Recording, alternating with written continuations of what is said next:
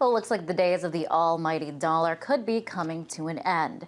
As the currency weakens, countries are looking for alternatives, and it looks like the euro also has a bleak future. Economists are pointing to a weakening U.S. and EU economy, while emerging economies are growing. China, for example, is expected to trump the U.S. GDP in just a few years. And just last week at the BRICS summit in India, the 5 most rapidly growing countries agreed to ditch the dollar and trade using their own currency. So has the dollar seen its day? And is the euro going down with it? Well, Gerald Celente, publisher of the Trends Journal and director of the Trends Research Institute, joins me now to dig deeper into all of this. Welcome, Gerald. Nice to see you. So what are some signs today that the dollar is weakening? Well, look at the price of gas. Remember, these are petrodollars. And what do we have gas prices out? Now we're seeing Brent crude at, what, $125 a barrel.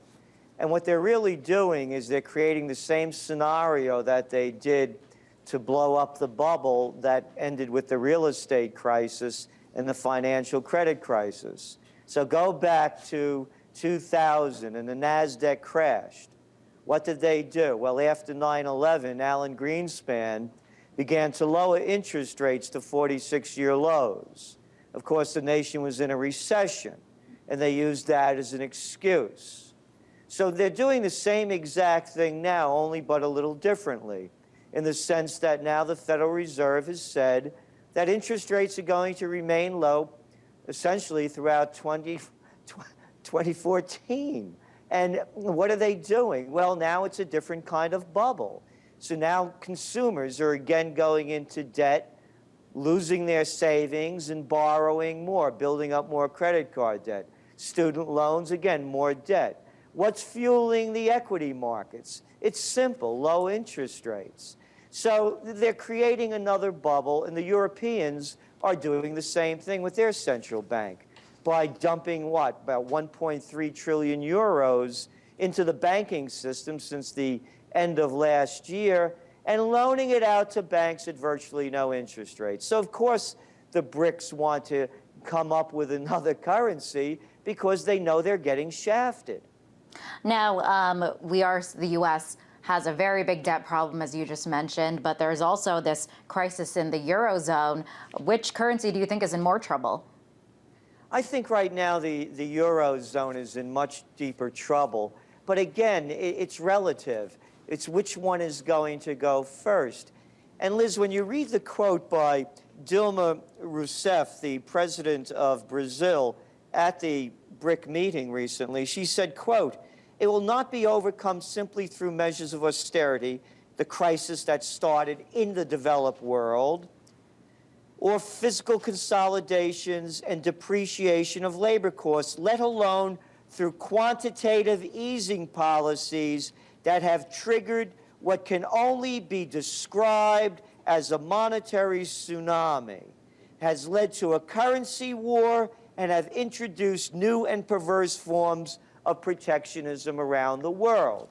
What she's saying is very important. Go back to the crash of 1929. What was it? The crash, a depression, as you have now in a lot of the world, a deep recession, followed by currency wars, followed by trade wars, followed by World War II. The same scenario since the Panic of '08 is playing itself out again. Now, we are seeing the BRICS just last week. They want to take matters into their own hands and say, hey, we don't need to use the dollar. We want to trade in our own currency. But if there is, Gerald, this shift away from the dollar as a world reserve currency, what then would replace it?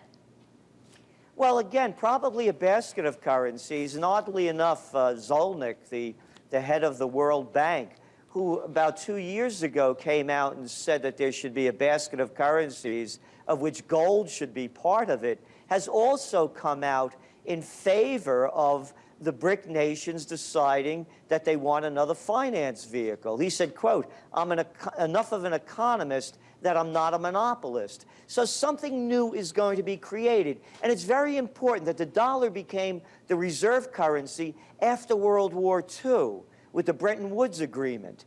And at that time, when you go back, The United States was the only game in town. Europe was destroyed. There was no Russia in the business. China, it was behind, the Iron Curtain that they had, the yellow curtain over there. You had no India.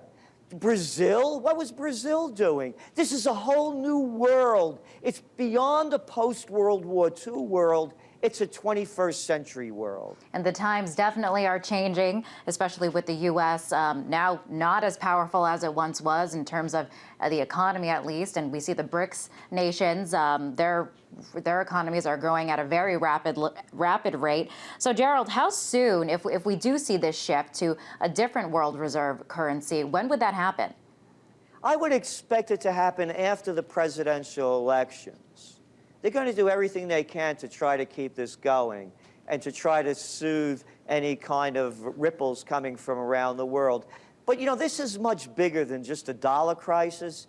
It's really the decline of Empire America in so many different ways, whether it's waging its losing wars overseas and draining its treasury, whether it's the mountains of debt that they're piling up, or whether the declines in virtually every OECD-led indice, whether it's quality of life, health care, the list goes on and on. So what we're seeing is the decline of America and the building up of really a 21st century economy. I think it's going to happen after the elections.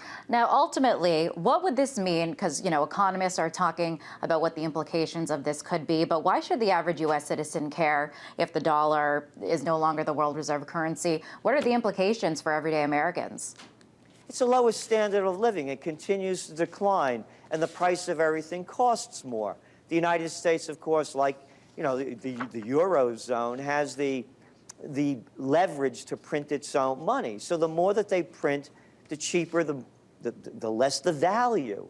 So what this means to Americans is a continued decline of quality of life. And I don't say that as just a throwaway phrase. By all indices, for example, median household income is below 1999 levels.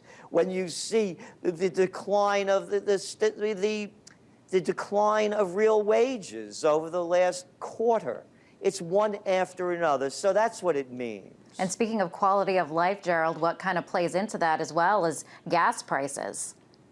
Exactly. That's what I was saying. It's petrodollars. And again, this came about only in the 1970s. And that they're going to start pulling off that, as we're already starting to be seen. So you look at the price of everything. Oh, and by the way, how foolish of me to talk, and you, to talk about oil prices, because the Federal Reserve does not include food and fuel into our core index. So we just have to throw that away because, after all, we don't have to eat or use fuel. What deranged mind would really include that into a core index? The books are being cooked. The numbers are a lot worse than they are. And all the Federal Reserve is doing, I believe, is pumping this up to make it so that it looks like there's a recovery up until Election Day. All right, scary stuff. But Gerald, thank you so much for coming on the show and sharing your views with us. That was Gerald Celente, publisher at the Trends Journal and director of the Trends Research Institute.